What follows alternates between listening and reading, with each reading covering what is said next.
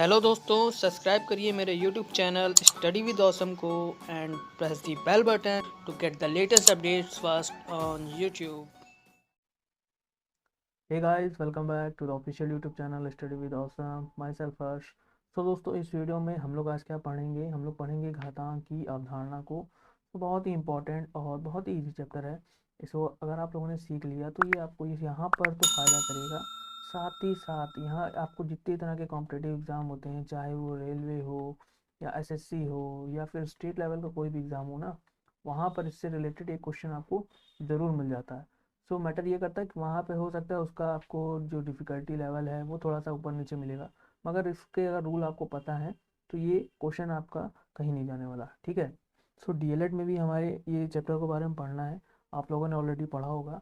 So basically इन questions को करने में उनको ज़्यादा प्रॉब्लम होगी जिनका ये नॉन मैथमेटिक बैकग्राउंड होता है। ठीक है। बहरहाल हम शुरू करते हैं अपनी वीडियो, और इससे पहले एक वीडियो कंप्लीट करा चुका हूँ। अगर आपने नहीं देखी है तो प्लेलिस्ट में जाकर देख लीजिएगा। और दीक्षा ऐप के सारे असाइनमेंट्स 1 से लेके 45 तक के 1 to 45 सारे कराए हुए हैं, रिटन नोट्स हैं, उनको भी आप देख सकते हैं। तो चलिए दोस्तों, बिना किसी देरी के शुरू करते हैं आज की अपनी वीडियो को।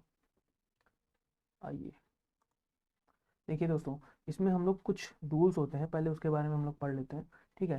मैं बहुत ही ज़्यादा बात नहीं करूँगा, मैं आपको मेन मेन बात बताऊँगा कि क्वेश्चंस को हम कैसे डील करेंगे अकॉर्डिंग टू रूल्स। तो सबसे पहले हम कुछ क्या करें, रूल्स को समझ लेते हैं। ठीक है। रूल्स को समझ लेते हैं। अब देखो, घातांक है, घातांक में घातांक क्या होता है उसको जान लो पहले। देखो, अगर मैं कोई नंबर को ऐसे लिख दूं, फॉर एग्जांपल 2 की पावर 5। अब ये जो 2 की पावर 5 है किस रूप में लिखा हुआ है, A की पावर m के रूप में लिखा हुआ है। तो यहाँ पर जो ये a होता है, इसको हम लोग बोलते हैं आधार। क्या कहते हैं? आधार कहते हैं। इंग्लिश में हम लोग इसको बोलते हैं बेस। ठीक है। अब ये जो m आपको दिख रहा है ऊपर, तो m को बोलते हैं पावर, और हिंदी में इसको हम क्या कहते हैं, घात कहते हैं। ठीक है। हिंदी में घात और इंग्लिश में पावर बोलते हैं।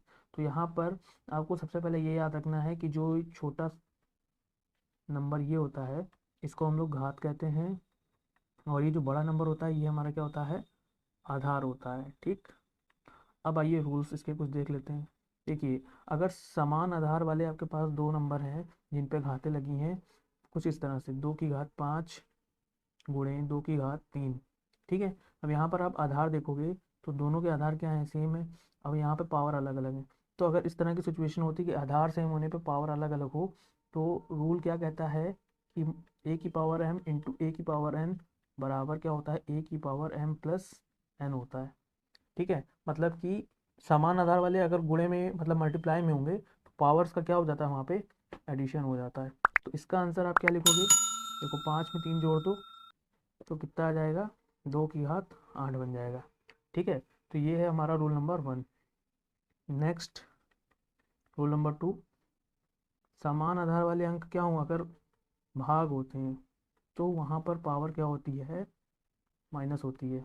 इसका एग्जांपल देखो, जैसे अगर मैं लिख दूँ 2 की पावर 5 को डिवाइड कर दूँ 2 की पावर 3 से, तो ये सॉल्व होके क्या देगा, 5 - 3 बराबर 2 की घात 2, यानी कि 4।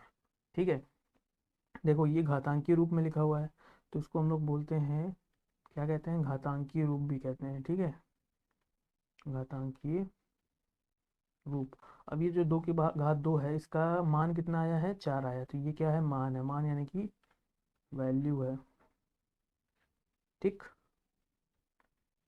नेक्स्ट रूल देखते हैं, रूल नंबर 3।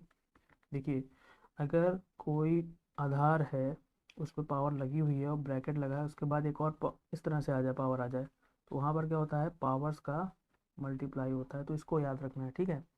अब मान लो अगर इसका एक एग्जांपल दे दें ऐसे, 2 की पावर 3 2 की पावर 2, तो यहाँ पर 2 की पावर 3 और 2 की पावर 2 का मल्टीप्लाई हो जाएगा, यानी कितना आ जाएगा, 2 की पावर 6 आ जाएगा। ठीक है। अब आइए रूल नंबर 4 पे।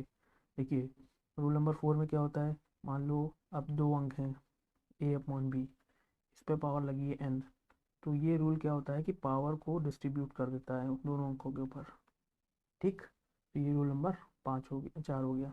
अब रूल नंबर 5 देख लो। अब देखो, रूल नंबर 5 में क्या होता है, अगर यहाँ पर देखो इस तरह से भी लिखा है तो इसको हम लोग बोलते हैं वर्गमूल। जब यहाँ पर 3 लगा देते हैं तो अब ये होता है घनमूल। ठीक। तो यहाँ पर ज़रूरी नहीं कि आपको टू की पावर मतलब टू मिले, घनमूल मिले या वर्गमूल मिले, यहाँ पे कोई भी पावर हो सकती है। ठीक है। तो यहाँ पर अगर मान लो मैंने यहाँ कैपिटल ए लिख दिया, तो उसको मैं कैसे लिखूँगा, घात के रूप में ही, इसको मैं लिखूँगा 1/a। ठीक है। और एक चीज़ और याद रखनी है, किसी भी अंक के ऊपर अगर जीरो पावर होती है ना, तो वो सॉल्व होकर हमेशा क्या देता है, 1 देता है। और ज़ीरो की पावर ज़ीरो जो है, इसका कोई मतलब नहीं है। ठीक है, ये नॉट डिफाइंड है, तो उसको छोड़ देना। बस इतने रूल को अगर आप लोगों ने समझ लिया ना, तो आपका जो ये घातांक है, पावर है, एक चैप्टर कहीं नहीं गया। अब आइए इसके क्वेश्चन हम लोग देखते हैं। देखो पहला क्वेश्चन दिया हुआ है कि 2 की पावर -2/3 की होल पावर 5। अब ये सॉल्व होके कितना मिलेगा। तो एक बात याद रखना दोस्तों, अगर अंदर ब्रैकेट के माइनस चल रहा है और यहाँ पर पावर क्या है, ऑड है। ऑड मतलब क्या होता है, जो दो से कटता नहीं है। तो ऑड में आपका कौन कौन आता है, 3 आता है, 5 आता है, 7 आता है, 9 आता है, सब ऑड है। तो ऑड होने पे यहाँ पर जो रिजल्ट का मान आता है वो हमेशा माइनस में खुलता है। ठीक है।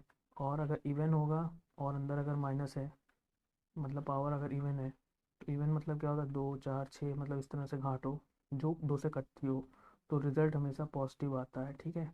क्या आता है, पॉजिटिव आता है, टू नहीं आएगा, वहाँ लिख दिया यहाँ पर मैंने। तो अब सबसे पहले यहाँ पर आप देखो पावर क्या है, पावर हमारी ऑड है, यहाँ पर दिख रही। ठीक है। अंदर क्या है, माइनस चल रहा है। तो आप एक बात तो समझ लेना कि माइनस वाला हमारा आंसर होगा बहुकल्पी में। तो ये प्लस है, ये तो हट गया, ये भी हट गया। अब देखो यहाँ पे ये दो बच रहा है। अब 2 की पावर 5 है, तो 2 की पावर 5 है, तो ये मल्टीप्लाई मत कर देना।